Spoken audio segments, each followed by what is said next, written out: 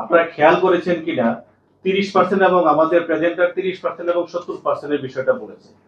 30% খরচ হয়, যে একটা টাকা আসলে 30 পয়সা খরচ হয় রোহিঙ্গাদের জন্য, 70 পয়সা খরচ হয় তাদের ভোগ বিলাসের জন্য। কারা? আইএনজিও যারা ওইখানের যারা কর্মকর্তা আছেন তারা বিশাল বিশাল গাড়ি নিয়ে, তাদের এয়ার কন্ডিশন, তাদের ইন্টারন্যাশনাল 5 স্টার হোটেল, নানান ধরনের এখানে তাদের অফিস আছে, যত ধরনের ভোগ বিলাসের যাবতীয় কিছু আছে সব তারা ব্যয় করে। আসছে রোহিঙ্গাদের জন্য। আমার সরকার, আমার আপনার ট্যাক্সের টাকা কেন রোহিঙ্গাদের পিছনে আমরা খরচ করব? বিশ্বের কোথাও তো এই নিয়ম নাই। ফান্ড যাই আসুক, এইখানে আমাদেরকে যে ভুতুরকে দিতে হচ্ছে এবং আমাদের রাজস্ব যে ওইখানে ব্যয় হচ্ছে, এই বিষয়ে কনসার্ন, এবং এই কথাগুলো বলার জন্যই ইউএন সম্মেলনে আমাদের নির্বাহী পরিচালক কোষ ফাউন্ডেশনের রেজাউল করিম চৌধুরী, উনি এখানে উপস্থিত আছেন, কথাও বলতেছেন আপনার সাথে, উনি যাবেন এই কথাগুলো বলবেন। আরেকটা বিষয়, সিসিএলএফ যেটা, এটা আমাদের সাথে কোষ ফাউন্ডেশনের সাথে যুক্ত। সিসিএলএফ সম্পূর্ণ কক্সবাজারের স্থানীয় এনজিও, প্রায় 32-33টা অর্গানাইজেশন এখানে যুক্ত, যেটা আমাদের প্রেসিডেন্ট বলেছেন যে মাত্র তারা 4% পায়, এবং অনেকেই বেকার হয়ে গেছে, অনেকের ফান্ডই নাই। রোহিঙ্গা রেসপন্স চালানোর কোনো প্রয়োজন নাই, তারা সবাই উখিয়াতে থাকতে পারে। সো এই ইস্যুগুলো আমরা বলেছি। আমরা আরো বলেছি, আপনাদেরকে এখানে শাহিনুর প্রমাণ করে দেখিয়েছে, লোকাল এনজিও গুলো পাচ্ছে মাত্র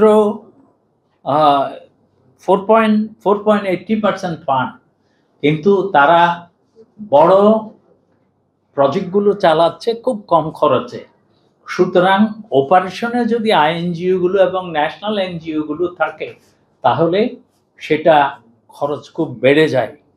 যেমন ব্রাক টোটাল ফান্ডিং এর কত পার্সেন্ট পাচ্ছে, ন্যাশনাল এনজিওরা যে তহবিল পাচ্ছে সেটার 4 ভাগের 1 ভাগ পাচ্ছে ব্রাক। তো সুতরাং এটার কোনো প্রয়োজন নাই, ব্রাক এখানে অপারেশন করার প্রয়োজন নাই, সেখানে লোকাল এনজিও গুলো এই অপারেশন করতে পারে, তাহলে খরচটা আরো কমে যেতে পারে। তো সেই জন্য আমরা জাতিসংঘে গিয়েও বলবো, এখানেও আপনাদের মাধ্যমে আমরা বলতে চাই যে সমস্ত রোহিঙ্গা রেসপন্সে, রোহিঙ্গাদের সহায়তা কার্যক্রমে লোকাল এনজিও গুলোকে জড়িত করা উচিত। সালের মে মাসে ইস্তাম্বুলে ওয়ার্ল্ড হিউম্যানিটেরিয়ান সামিট হয়েছিল, সেখানে সমস্ত ডোনার রাষ্ট্রসমূহ একটা চুক্তি স্বাক্ষর করেছিল, যেটার নাম হচ্ছে গ্রান্ড বার্গেন।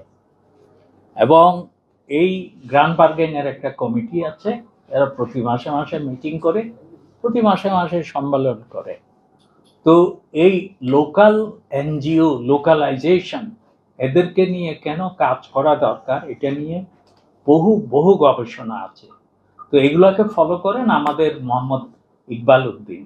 ইকবাল, আমার মনে হয় আপনি কাইন্ডলি এর উত্তরটা দিলে ভালো হয়।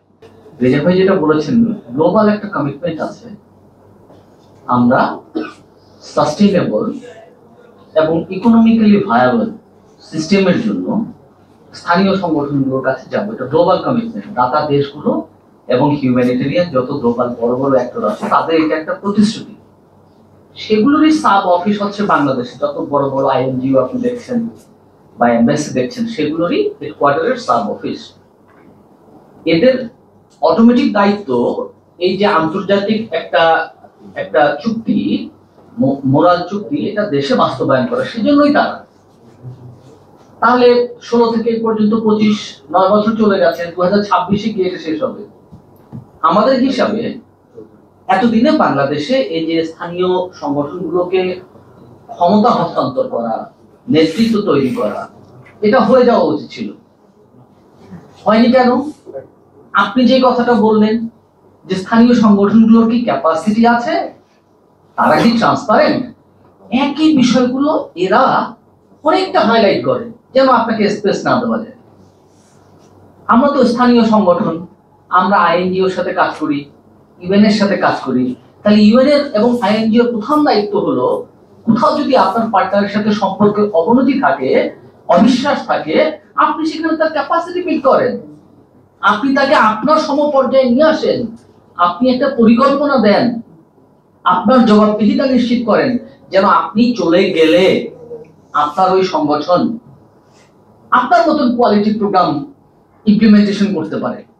তা না করে এই ক্যাপাসিটি নাই, অ্যাকাউন্টেবিলিটি নাই, অ্যাকাউন্টসের দক্ষতা নাই, এইসব বলে বলে আবার আপনার যখন ফান্ডিং কাট হয়ে যাবে আপনি তো চলে যাবেন। অনেক আইএনজিও কক্সবাজার থেকে চলে আসছে, টাকা নাই চলে আসছে, কিন্তু যে সময়টা